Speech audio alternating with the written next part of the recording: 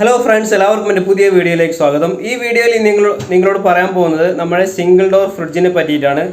നമുക്കറിയാം, നമ്മൾ single door fridge ice പിടിച്ചാൽ ഏറ്റവും ബെറ്റർ ഐഡിയ നിങ്ങൾ ഒന്നുകിൽ അത് ഓഫാക്കി ഇടുന്നതാണ്. കാരണം നമുക്കറിയാം, ഫ്രീസറിൽ ഐസ് പിടിച്ചാൽ ചില ആളുകൾ കത്തി കൊണ്ട് ഇങ്ങനെ കുത്താറുണ്ട്.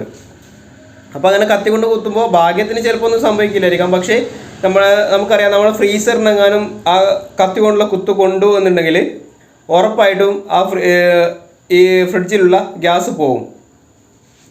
പക്ഷേ അങ്ങനെ ഗ്യാസ് പോയാൽ തന്നെ നമ്മളെന്താ ചെയ്യേണ്ടതെന്ന് വെച്ചാൽ ഉടൻ തന്നെ ഫ്രിഡ്ജ് ഓഫാക്കുക എന്നുള്ളതാണ്. അതല്ലാതെ ഗ്യാസ് പോയതിന് ശേഷം നമ്മൾ ഫ്രിഡ്ജ് റണ്ണാക്കിയിട്ടുണ്ടെങ്കിൽ ആ ഫ്രീസറിലൂടെ വെള്ളം കയറി നേരെ നമ്മുടെ കംപ്രസർ വരെ വെള്ളം എത്തും.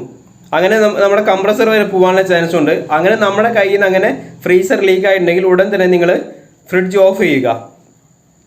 ഇനി നമ്മൾ ശ്രദ്ധിക്കേണ്ട ഒരു കാര്യം എന്താണെന്ന് വെച്ചാൽ, അങ്ങനെ ജസ്റ്റ് ലീക്കായി പോയാൽ അപ്പോൾ തന്നെ ഓഫ് ചെയ്താലുള്ള ഗുണം വേറെ ഒന്നും കൂടി ഉണ്ട്. ഈ ഫ്രീസർ തന്നെ നമുക്ക് ഉപയോഗിക്കാൻ പറ്റും. കാരണം ഗോദ്രേജിൻ്റെ ഒരു പശ വരുന്നുണ്ട് മിക്സ് ആക്കിയിട്ട് ഇടാനുള്ള. ആ പശ നമ്മൾ നന്നായിട്ട് മിക്സ് ചെയ്തിട്ട് ഏത് ഭാഗത്താണോ ഈ ഹോള് വീണിട്ടുള്ളത് അത് നന്നായി ക്ലീൻ ചെയ്തതിന് ശേഷം നമ്മൾ ഈ കെമിക്കലൊക്കെ ഇട്ട് ക്ലീൻ ആക്കിയതിന് ശേഷം അവിടെ ഈ പശ തേച്ച് കൊടുക്കണം. എന്നിട്ടൊരു ദിവസമൊക്കെ കഴിഞ്ഞ് ഫ്രീ ആക്കി വിട്ട് കൊടുത്താൽ പിറ്റേ ദിവസം നമുക്ക് അത് വാക്വം ചെയ്ത് ഗ്യാസ് അടിച്ച് ഉപയോഗിക്കാവുന്നതാണ്. നേരെ മറിച്ചിട്ട് ഈ ഫ്രീസർ ലീക്കായിട്ട് നമ്മൾ അതേ ഫ്രിഡ്ജ് നമ്മൾ ഓണാക്കിയിട്ടാൽ അതിലൂടെ ഞാൻ പറഞ്ഞ പോലെ ആ ഫ്രീസറിനകത്തേക്ക് വെള്ളം കയറും. ഫ്രീസറിനകത്തേക്ക് വെള്ളം കയറിയാൽ ഭാഗ്യത്തിന് കംപ്രസർ വെള്ളം കയറിയിട്ടില്ല എന്നുണ്ടെങ്കിൽ ആ ഫ്രീസർ നമ്മൾ മാറ്റേണ്ടതായിട്ട് വരും. ഫ്രീസർ മാറ്റലും ഗ്യാസ് ചാർജും കൂടി തന്നെ ഏകദേശം നമുക്ക് വലിയൊരു എമൗണ്ട് വരും. അതിലും ഏറ്റവും ബെറ്റർ നമ്മൾ എന്താണെന്ന് വെച്ചാൽ, ഫ്രീസറിൽ ഗ്യാസ് ലീക്ക് ആയാൽ അഥവാ നമ്മൾ ഈ കത്തി കൊണ്ട് കുത്തിയാൽ നമുക്കറിയാമല്ലോ എന്തായാലും ആ സൗണ്ട് വരും. അതല്ലെങ്കിൽ ഈ ഗ്യാസിൻ്റെ സ്മെല്ല് വരും. അപ്പം തന്നെ നമ്മൾ ഫ്രിഡ്ജ് ഓഫ് ആക്കി എടുക്കാനായിരിക്കും ഏറ്റവും ബെറ്റർ.